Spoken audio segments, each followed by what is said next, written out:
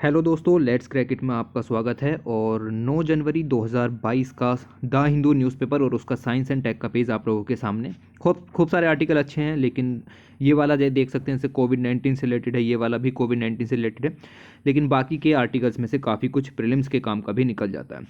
जैसे पहला आर्टिकल हम यहाँ पर पढ़ें, लिखा हुआ है डेथ ऑफ अ जायंट। देखिए, हर एक स्टार का अपना एवोल्यूशन होता है और फिर उसका यहाँ पर अंत भी होता है, यानी कि उसकी डेथ भी यहाँ पर होती है। तो डेथ से पहले अलग अलग तरीके की फॉर्मेशंस यहाँ पर बनते रहते हैं, ठीक है। और उनमें से एक फॉर्मेशन बीच में यहाँ पर आती है जिसको हम कहते हैं रेड सुपर जायंट स्टार, ठीक है। तो जब स्टार यहाँ पर अपने डेथ फेज में होता है तो उससे पहले कुछ अलग अलग तरीके की फॉर्म्स यहाँ पर बनती रहती हैं स्टार की, उनमें से एक होती है रेड सुपर जायंट स्टार। अब ये जो रेड सुपर जायंट स्टार यहाँ पर क्रिएट हुआ, इसके बाद फॉर्मेशंस अलग अलग हो जाती हैं। अगर इसका मास यहाँ पर अगर आप देखें, सूरज के जो द्रव्यमान है उसका 1/1.44 गुना है। तो यहाँ पर अगर आप देखें 1.44 या उससे कम है, तो आपका यहाँ पर जो बनता है वो बनता है प्लेनेटरी नेबुला, ठीक है। ये बेसिक थ्योरी होती है, ये आपको पता होनी चाहिए इतनी, ठीक है। ये प्लेनेटरी नेबुला बनता है, और अगर ये इससे ज़्यादा है तो यहाँ पर आपका जो बनता है वो बनता है सुपरनोवा एक्सप्लोजन होने के चांसेस बढ़ जाते हैं, ठीक है। यानी कि जायंट स्टार होगा, और वो अगर giant star red super giant star में कन्वर्ट हो गया तो समझ लीजिए कि सुपरनोवा एक्सप्लोजन होने वाला है। जब प्लेनेटरी नेबुला बनता है तो उससे यहाँ पर आपका बनता है वाइट ड्वार्फ, ठीक है। ये मैंने आपको पिछली वीडियो में भी बताया था, सेम चीज़ें यहाँ पर रिपीट हो रही हैं। अभी बताऊंगा कि न्यूज़ किस चीज़ से रिलेटेड है। उसके बाद जब यहाँ पर सुपरनोवा एक्सप्लोजन होता है, उसके बाद दो कंडीशंस निकल करके आती हैं। अगर ये मास 1.44 से थोड़ा ही ज़्यादा है तब यहाँ पर आपका ब्लैक होल क्रिएट होगा, और अगर यहाँ पर बहुत ज़्यादा है तो न्यूट्रॉन स्टार यहाँ पर क्रिएट हो जाएगा, ठीक है। तो ये दो तरीके की कंडीशंस यहाँ पर हो गई। कुल मिला के तीन चीज़ें निकल के आती हैं, वाइट ड्वार्फ, आपकी ब्लैक होल, और यहाँ पर आपका न्यूट्रॉन स्टार। ये जो सूरज के मास का 1.44 हम यहाँ पर काउंट कर रहे हैं, इसको कहते हैं चंद्रशेखर लिमिट, ठीक है। ये पॉइंट यहाँ पर याद रखिएगा कि व्हाट इज चंद्रशेखर लिमिट। तो किसी भी प्लेनेट का मास अगर सूरज के मास का 1.44 टाइम्स हो तो समझ जाइए कि ये आपकी चंद्रशेखर लिमिट है, और उसके बाद वहाँ पर प्लेनेटरी नेबुला बनेगा और फिर वाइट ड्वार्फ का क्रिएशन होगा। यहाँ पर जो न्यूज़ आई है आप पढ़ सकते हैं कि astronomers have image the explosive death of a super giant red super giant star. इसकी एक्सप्लोजिव डेथ यहाँ पर देखने के लिए मिली है, यानी कि सुपरनोवा एक्सप्लोजन देखने के लिए यहाँ पर मिला है। पहली बार इसको यहाँ पर मैप किया गया है, इससे पहले रेड जायंट का कभी भी एक्सप्लोजन नहीं देखा गया। तो इसके बाद यहाँ पर ये सब चीज़ें जो हैं हुई हैं। ये स्टार जो है वो लोकेटेड था इस गैलेक्सी के अंदर, आपको नाम याद रखने की ज़रूरत नहीं है। और गैलेक्सी इतनी दूर है पृथ्वी से, ये भी आपको याद रखने की ज़रूरत नहीं है। आपको क्या याद रखना था, ये चीज़ जो कि हमने यहाँ पर क्लियर की। ये सब स्टडी किस जर्नल में छपी ये भी आपको याद रखने की ज़रूरत नहीं है, ओके। आपको याद रखना है कि रेड सुपर जायंट स्टार कुछ होता है जो कि किसी भी स्टार की डेथ से पहले यहाँ पर क्रिएट होता है, और उसके बाद चंद्रशेखर लिमिट के हिसाब से आपके वाइट ड्वार्फ, सुपरनोवा एक्सप्लोजन, आपके ब्लैक होल और ये न्यूट्रॉन स्टार यहाँ पर क्रिएट होते हैं, ओके। जस्ट ये न्यूज़ आपको यहाँ पर पता होनी चाहिए। उसके बाद एक नया कंसेप्ट निकल करके आया जिसका नाम है बायोफिल्म्स। अब इसके बारे में पता होना चाहिए, पीटी का डायरेक्ट पॉइंट निकलता है, लिखा हुआ है ब्यूटी इन बायोफिल्म्स। ये है क्या, देखिए बायोफिल्म क्या होता है कि हर एक ऑर्गेनिज्म है उसके अंदर सेल्स भी यहाँ पर मौजूद होती हैं। अगर वो सेल्स किसी एक पर्टिकुलर सरफेस पर इकट्ठी हो जाएं, बहुत सारी सेल्स वहाँ पर इकट्ठी होकर के ग्रो होनी शुरू हो जाएं, ओके। तो उस पूरे के पूरे जो ग्रोथ है या फिर वहाँ पर जो जमाव यहाँ पर हुआ सेल्स का, उसको हम बायोफिल्म यहाँ पर कहते हैं, ठीक है। इसकी डेफिनेशन आपको पूरी तरीके से यहाँ पर समझनी है कि बायोफिल्म्स आर अ कलेक्टिव, यानी कि समूह हो जाता है, ऑफ वन और मोर टाइप्स, एक टाइप का भी हो सकता है या फिर कई टाइप के भी माइक्रो ऑर्गेनिजम्स हो सकते हैं। माइक्रो ऑर्गेनिजम्स के अंदर आप देखें बैक्टीरिया आ सकता है, फंजाई आ सकता है, या फिर प्रोटेस्टा भी आ सकते हैं, ओके। ये अगर इकट्ठे हो जाएं, ग्रो हो जाएं एक सरफेस के ऊपर, तो इसको बायोफिल्म कहा जाता है। A biofilm comprises any consortium, यानी कि कलेक्टिव समूह ऑफ माइक्रो ऑर्गेनिज्म, यानी bacteria, fungi and protista, which cells stick to each other, जिसमें कि सेल एक दूसरे से चिपक जाते हैं, और कभी कभी ये किसी भी सरफेस पर भी यहाँ पर चिपक जाते हैं। सरफेस का मतलब ये आपके शरीर की त्वचा का जो अंदरूनी भाग होता है वहाँ पर सेल्स बंडल के रूप में जमा हो जाते हैं, उसको बायोफिल्म कहा जाता है, ठीक है। तो ये इसकी 3D फॉर्म यहाँ पर बन जाती है, अभी दिखाऊंगा इमेज के अंदर। और ऐसा एक कम्युनिटी लाइफ स्टाइल इनके अंदर क्रिएट हो जाता है कि सभी की सभी सेल्स एक जैसा बिहेव करने लगती हैं, यानी एक सोसाइटी क्रिएट कर लेती है। इसीलिए इनको सिटीज़ ऑफ माइक्रोब्स भी कहा जाता है, याद रखिएगा। जरूरी नहीं है कि सिर्फ बैक्टीरिया ही इस काम को करें, फंजाई, प्रोटिस्टा साथ मिलकर के भी कर सकते हैं, अलग अलग भी कर सकते हैं।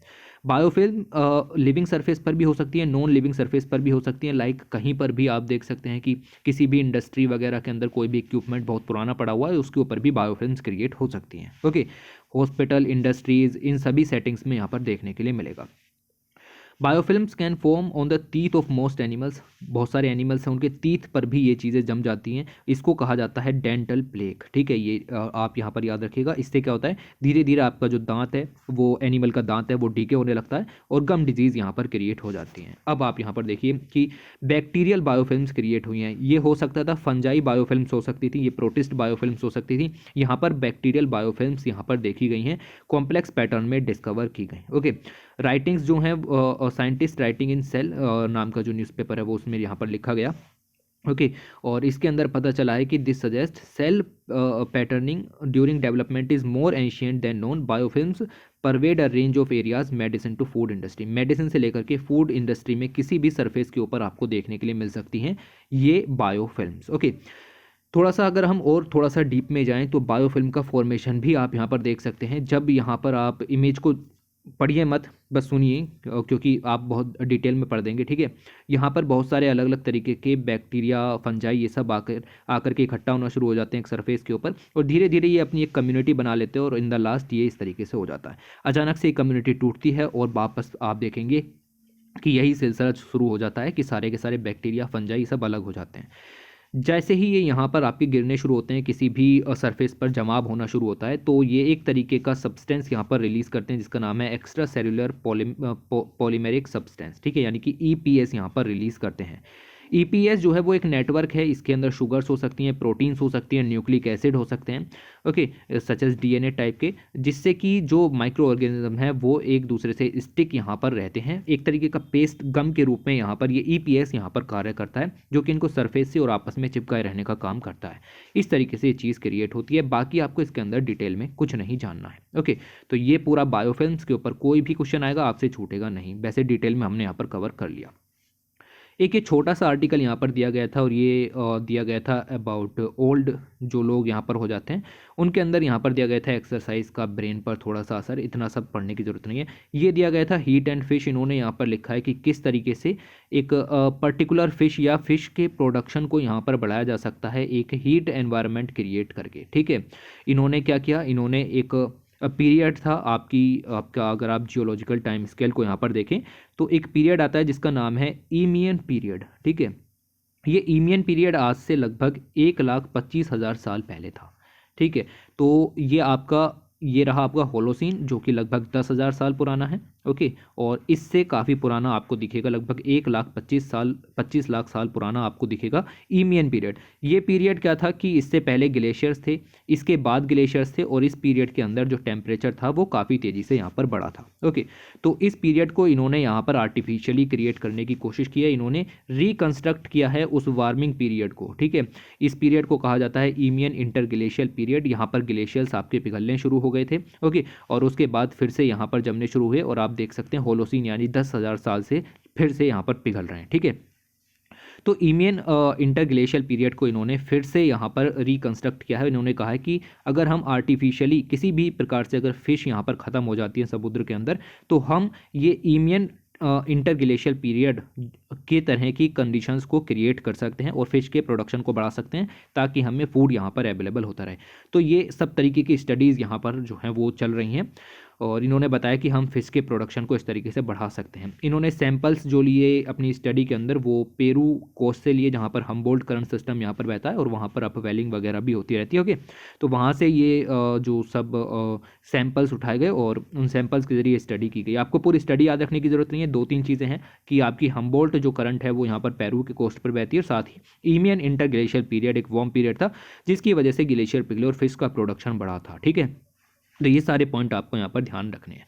कुछ और इधर उधर की न्यूज़ की तरफ चलें तो यहाँ पर बहुत सारी वैक्सीन्स हैं जिनको इमरजेंसी यूज़ ऑथराइजेशन यहाँ पर दिया गया है, लेकिन उसके बावजूद आप यहाँ पर देखेंगे कि बहुत सारे ओकेजन्स पर इनमें फॉल्ट भी देखने के लिए मिला है कि आपने इमरजेंसी यूज़ ऑथराइजेशन जो दिया है, अलग अलग वैक्सीन, 1000 तरीके की वैक्सीन मार्केट में आ गई हैं, लेकिन यहाँ पर अगर हम डिस्कस करें तो बात की जा रही है एंटीवायरल ड्रग मोलन्यूपिरेविर की। ओके, इसको हाल ही में यहाँ पर देखें 28 दिसंबर को इमरजेंसी यूज़ ऑथराइजेशन यहाँ पर दिया गया, लेकिन उसके बाद देखेंगे कि on a few occasions the national COVID-19 task force has refused to include drugs and medicines or vaccines that have been granted an emergency use authorization by the regulator। तो कुछ फॉल्ट्स वगैरह यहाँ पर देखने के लिए मिलते हैं, आप देखेंगे।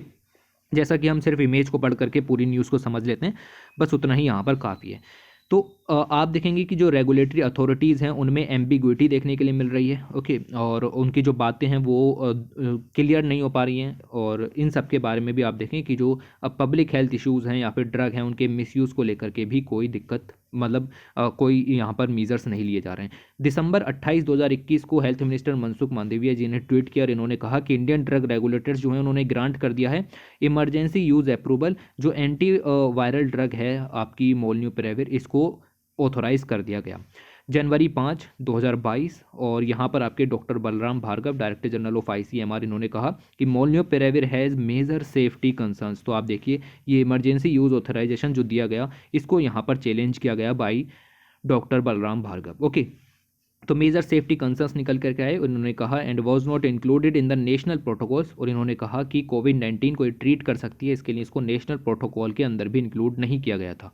ये सब चीज़ें निकल के आई। फिर अगर हम बात करें ऐसा ही जायडस कैडिला की कोविड-19 वैक्सीन जाइकोव डी के साथ भी यही सब हुआ, इसको भी इमरजेंसी अप्रूवल यहाँ पर इंडियन रेगुलेटर के साथ दिया गया था for the use of adult और चिल्ड्रन जो कि 12 साल और उससे ऊपर हैं, उसके लिए दिया गया था, ओके। इसके ऊपर भी यहाँ पर कंट्रोवर्सी हुई, ऐसा ही कंट्रोवर्सी कोवैक्सीन के ऊपर भी देखने के लिए मिल रही है। ऐसी सब कंट्रोवर्सीज़ मुश्किल है पूछी जाएं, और बस एक मेजर क्वेश्चन यहाँ से निकल सकता है वो भी मेंस के अंदर कि किस तरीके की ये जो रेगुलेटरी बॉडीज़ हैं इनकी एम्बिग्विटी देखने को मिलती है। जैसे WHO के ऊपर यहाँ पर क्वेश्चन पूछ लिया, लेकिन वो एक बड़ी बॉडी है इसलिए पूछ लिया गया। ये तो इधर उधर की बॉडीज़ यहाँ पर चलती रहती हैं, ठीक है। तो इन सब पे ज़्यादा ध्यान न देते हुए अगले न्यूज़ की तरफ चलते हैं। यहाँ पर आपको मिलेगा जेब्रा फिश के बारे में। इन्होंने बताया कि किस तरीके से ब्रेन्स का कनेक्शन यहाँ पर बनता है पूरी बॉडी के साथ। तो कुछ चीज़ें हमारे यहाँ पर जानने की हो जाती हैं, लाइक आपके शरीर में न्यूरॉन्स होते हैं, कोई भी हो न्यूरॉन्स होंगे ही होंगे, ठीक है। एक अपना नर्व सेल सिस्टम यहाँ पर होगा और पेरिफेरल सेंट्रल नर्वस सिस्टम, दोनों तरीके के नर्वस सिस्टम्स भी होते हैं। बेसिकली यहाँ पर हम बात करते हैं न्यूरॉन्स जो कि ट्रांसमिट किए जाते हैं पूरी बॉडी में और सूचनाओं का आदान प्रदान करने में काम आते हैं। जितने भी न्यूरॉन्स हैं वो एक दूसरे से कनेक्ट रहते हैं बाई सिनेप्स से, ओके। यहाँ पर आप इमेज के अंदर देखिए, ये एक न्यूरॉन है, ये एक नर्व सेल है, ये एक दूसरी नर्व सेल है, ये दोनों के दोनों यहाँ पर कनेक्ट हैं एक पॉइंट पर, और इस पॉइंट को यहाँ पर कहते हैं सिनेप्स से, ओके। तो इसके द्वारा ये यहाँ पर कनेक्ट रहते हैं। इधर से आपका अगर आप देखें सेंडिंग सेल है, यहाँ से कोई भी जो कह सकते हैं कि इन्फॉर्मेशन सेंड करनी है ये सिनेप्स से होते हुए दूसरी न्यूरॉन में जाएगी और फिर इस तरीके से पूरी बॉडी में यहाँ पर ट्रांसमिट हो जाती है। तो इससे क्या है कि सिग्नल्स यहाँ पर ट्रांसफ़र करने के काम में आते हैं। तो अब क्या है कि national centre for biological science Bengaluru ने यहाँ पर स्टडी की है और इन्होंने ये पता किया है कि जो has thrown light on what simulates the synapses to form, ये सिनेप्सिस किस तरीके से फॉर्म होते हैं, मतलब इनको कैसे पता चलता है कि एक हमें दूसरे किस से यहाँ पर आपका जो लिंक है सिनेप्स है वो क्रिएट करना है, ये सब यहाँ पर डिस्कस हुआ। डीप बायोलॉजी की न्यूज़ है, आपको सिर्फ 2 चीज़ें यहाँ पर समझनी है। अगला पैसेज आपके लिए इंपॉर्टेंट हो जाता है। There are 2 type of synapses. तो ये जो आपका लिंक है ये 2 तरीके से यहाँ पर क्रिएट हो सकता है। पहला हो सकता है केमिकल सिनेप्स, दूसरा हो सकता है इलेक्ट्रिकल सिनेप्स, ओके। तो 2 तरीके से ये चीज़ें यहाँ पर क्रिएट हो सकती हैं। जब केमिकल सिनेप्स यहाँ पर क्रिएट होगा तो उनके जो सरफेस है जहाँ पर वो एक दूसरे को टच करेंगे वो लगभग 20 नैनोमीटर का यहाँ पर होगा। दोनों जो न्यूरॉन्स हैं, दोनों जो नर्व सेल हैं, ये जहाँ पर कॉन्टैक्ट करेंगी वो 20 नैनोमीटर का सरफेस यहाँ पर होगा। And way they communicate is this, इस तरीके से कम्युनिकेट करते हैं कि 1 न्यूट्रॉन जो है वो कन्वर्ट करता है इलेक्ट्रिक सिग्नल को केमिकल सिग्नल में। देखिए यहाँ से इलेक्ट्रिक सिग्नल चले, इसको केमिकल सिग्नल में कन्वर्ट करेंगे, यहाँ पर ये केमिकल यहाँ पर ट्रांसफ़र होगा और फिर बाद में जो अगली सेल है जिसको ट्रांसफ़र किया गया है वो इसको केमिकल से इलेक्ट्रिक सिग्नल में कन्वर्ट करेगी। ऐसे ही ये चीज़ें आगे यहाँ पर चलती रहती हैं। तो इस तरीके से ये सेल्स जो हैं वो यहाँ पर काम करते थे। As far as the electrical synapses goes, this is not the way it operate. In this synapse, the 2 neurons have a physical connection. और जब हम बात करते हैं इलेक्ट्रिकल सिनेप्स की, आप देखिए यहाँ पर तो आपका ट्रांसमिट हुआ केमिकल और सिनेप्सी के द्वारा केमिकल ही यहाँ पर ट्रांसफ़र हो गया, लेकिन अगला बार जो है वो इलेक्ट्रिकल से इलेक्ट्रिकल यहाँ पर होगा। तो केमिकल से केमिकल होने में आप देखें सिनेप्सी को बहुत ही कम जो सरफेस है उसकी ज़रूरत पड़ती है, लेकिन जब आपका यहाँ पर इलेक्ट्रिकल टू इलेक्ट्रिकल ट्रांसफ़र होगा तो आपको एक अच्छा खासा फिजिकल सरफेस जो है वो जोड़ना पड़ेगा। ठीक है, तो ये सब डीप बायोलॉजी की स्टडी यहाँ पर हो जाती हैं, आपकी समझ में आ जाए, सिर्फ इतना ही मैं यहाँ पर पढ़ाने की कोशिश कर रहा हूँ। ओके, तो ज़्यादा डिटेल में नहीं जाना, बस समझना है कि हाँ ये सब चीज़ें भी यहाँ पर होती हैं। ऑलराइट, तो ये सब चीज़ें electrical synapse are like the physical wire. Okay, तो जैसा कि मैंने बताया कि इलेक्ट्रिकल से इलेक्ट्रिकल होने के लिए आपको फिजिकली जुड़ना पड़ेगा, तो एक फिजिकल वायर यहाँ पर क्रिएट हो जाती है, जैसा कि आपके घर में भी वायरिंग सिस्टम है इस तरीके का जिसके ज़रिए ट्रांसमिशन हो सके। ओके, देखिए यहाँ पर क्या लिखा हुआ है, इट वॉज सोन डैट, ये हमें पता था, ये सारी स्टडीज़ हो चुकी हैं कि electrical synapses are formed before the chemical synapse. Chemical synapses से पहले इलेक्ट्रिकल सिनेप्स यहाँ पर क्रिएट हो जाते हैं, क्योंकि वहाँ पर आपको फिजिकल ज़रूरत पड़ती है। They are like the blueprint in which neurons make a handshake, और इसमें आपका जब ये एक दूसरे से टच होंगे तो ऐसा लगता है कि हैंडशेक यहाँ पर ये कर रहे हैं। If you remove electrical synapse, अगर आपने इलेक्ट्रिकल सिनेप्स यहाँ पर हटा दिया तो केमिकल सिनेप्स अपने आप फॉर्म नहीं होगा, क्योंकि इलेक्ट्रिकल सिनेप्स पहले यहाँ पर क्रिएट होता है। ओके, तो ये मैकेनिज्म हमें पता था, लेकिन कुछ वर्टिब्रेट्स ऐसे हैं जिनमें ये सिनेप्स वाला जो सिस्टम है इस तरीके से काम नहीं कर रहा है, तो इन सब स्टडीज़ को करने के लिए जेब्रा फिश को यहाँ पर उठाया गया और उसके ऊपर स्टडीज़ यहाँ पर की गई। इन्होंने पाया the group observe the knocking out of a particular protein, इन्होंने ये पाया कि कुछ वर्टिब्रेट्स ऐसे हैं जहाँ पर एक अलग अलग तरीके की प्रोटीन पाई जाती है, इसका नाम है डेल्टा 2B, और ये जो प्रोटीन है वो सेरिबेलम में यहाँ पर निकलती है ऑफ जेब्राफिश अफेक्ट लेवल, और एक एंजाइम है यहाँ पर जिसका नाम ये है CAMK2। ओके, ऐसा कुछ पूछा नहीं जाता, लेकिन फिर भी थोड़ा थोड़ा हम तेज़ी से निकल ही रहे हैं, आपको भी पता है कि मैं खुद ही यहाँ से निकलने की कोशिश कर रहा हूँ। ठीक है, तो ये सब जो इस तरीके की प्रोटीन्स हैं, एंजाइम्स हैं, इन सब के द्वारा जो बॉन्ड है वो यहाँ पर क्रिएट होता है। और यहाँ पर भी लिखा हुआ है इन ह्यूमन्स, फॉर एग्जाम्पल अगर एल्कोहल का ज़्यादा आपने मात्रा यहाँ पर ले ली तो इस तरीके की जो सेल्स हैं वो यहाँ पर डैमेज हो जाती हैं, जिसकी वजह से जो मूवमेंट है उसमें भी कोऑर्डिनेशन नहीं हो पाता और ये सब सिचुएशंस क्रिएट होती हैं। ओके, यहाँ पर देखिए, neuron development in the zebrafish can be observed by injecting a dye और engineering the fish to express fluorescent protein. मैंने आपको बताया था कि क्या होता है बायोफ्लोरोसेंस। ओके, तो उस चीज़ को भी आप यहाँ पर थोड़ा सा ध्यान में रखें, प्रीवियस कुछ भी नहीं भूलना, सब आपकी प्लेलिस्ट के अंदर पड़ा हुआ है, उससे आप ध्यान रख सकते हैं। तो ये चीज़ आपको यहाँ पर समझ में आनी चाहिए कि व्हाट इज़ न्यूरॉन और ये किस तरीके से काम करता है, कम से कम बेसिक सिनेप्स क्या होता है और ये रिसीविंग सेंडिंग सेल्स, इन सब के बारे में पता होना चाहिए। इसके बाद अगली न्यूज़ की तरफ चलते हैं। यहाँ पर एक टूल का नाम भी दिया गया था और ये जीन एडिटिंग टूल है जिसका नाम है TALEN, यानी कि transcription activator like effector nucleus. इस टूल का यूज़ करते हुए ये सब काम यहाँ पर किया गया। ऐसा ही जो जीनोम एडिटिंग टूल है वो आपका जो CRISPR-Cas9 है वो भी इसी तरीके का ही यहाँ पर है, लेकिन हर जगह उसका यूज़ नहीं किया जा सकता, इसीलिए अलग तरीके के टूल्स का यूज़ यहाँ पर किया गया है। उसके बाद लिखा हुआ है ओमिक्रॉन इपिडेमिक, थर्ड वेव और न्यू पेंडेमिक। बात ऐसी है कि अब तक जो 2 वेव इंडिया के अंदर यहाँ पर आ चुकी हैं। ओके, और उसके बाद आप यहाँ पर देखें तो अब यहाँ पर थर्ड वेव आई है बिकॉज ऑफ ओमिक्रॉन, और कहा जा रहा है कि ये थर्ड वेव नहीं है, ये एक अलग तरीके का पेंडेमिक है, क्योंकि प्रीवियस जितने भी सॉल्यूशंस हमने यहाँ पर देखे डेल्टा वेरिएंट के लिए भी वो इफ़ेक्टिव नहीं है इस ओमिक्रॉन वाले आपका जो वेरिएंट है उस पर। ओके, तो ये बताया जा रहा है, ऐसे बहुत सारी चीज़ें निकल करके आई हैं, लाइक आप देखें कि most monoclonal antibodies that were effectively to treat कोविड-19, ये ट्रीट नहीं कर पा रही हैं ओमिक्रॉन डिजीज़ को। ओके, और इसके अंदर म्यूटेशंस भी बहुत ज़्यादा हो रहे हैं जैसा कि आपको बताया। ओके, तो ये सब स्टडीज़ यहाँ पर चल रही हैं, और जस्ट इतना यहाँ पर याद रखो कि हाँ ऐसा भी कुछ चल रहा है। ओके, तो ओमिक्रॉन पर ये सब चीज़ें इफेक्टिव नहीं हो रही हैं, और इसकी वजह से कहा जा रहा है कि इसको न्यू पेंडेमिक का नाम देना चाहिए, दैट इज़ COVID-21। ओके, तो ये नाम इसको यहाँ पर देना चाहिए, क्योंकि इस पर जो इफेक्टिव है वो यहाँ पर नहीं हो पा रही है। जैसा कि डेल्टा वेरिएंट को ट्रीट किया गया, ऐसा इसको ट्रीट नहीं किया जा रहा है। उसके बाद ये एक छोटा सा क्वेश्चन यहाँ पर था, और इस क्वेश्चन में लिखा हुआ है can माइक्रोव produce oxygen in dark. तो ये कुछ खास चीज़ नहीं है, ये क्वेश्चन कॉर्नर है, किसी ने क्वेश्चन पूछा होगा और उसका सोल्यूशन यहाँ पर दिया गया है। देखिए, एक तो होती है फोटोसिंथेसिस, और वहाँ पर ऑक्सीजन यहाँ पर यूज़ की जाती है, ठीक है, और इस तरीके के काम यहाँ पर होते हैं। दूसरी, इन्होंने कहा है कि can microbes produce oxygen in dark, तो हम यहाँ पर अपनी तरफ से भी जवाब दे सकते हैं यस। क्योंकि हमें पता है देयर इज़ अ टर्म जिसको कहते हैं कीमोसिंथेसिस, और ये सिर्फ और सिर्फ डार्क एरियाज़ में होती हैं जहाँ पर सूरज की लाइट जो है वो नहीं पहुँच पाती है। ठीक है, तो व्हाट इज़ कीमोसिंथेसिस?